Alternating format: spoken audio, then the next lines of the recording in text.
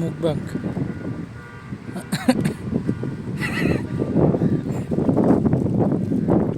কোন আদর বত্তা ডাইলে ভাত খাইতেছে সৌদি পার্কিং এর মধ্যে হ্যাঁ বইটা খাইতেছে 2 দিন ধরে কিছু খাই না।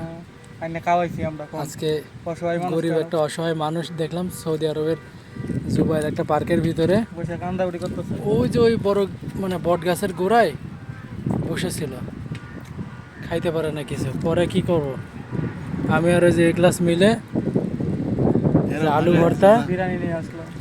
না না কিসের বিরিয়ানি, বিরিয়ানির দাম বহুত।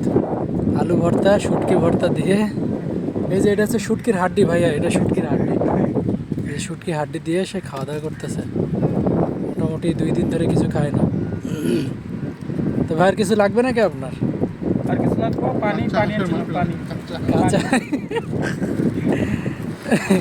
দুঃখিত দর্শক, আসলে এই মুহূর্তে কাঁচা হাঁসের মাংস আমাদের কাছে নাই, আমরা সেটা ডেলিভারি দিতে পারছি না।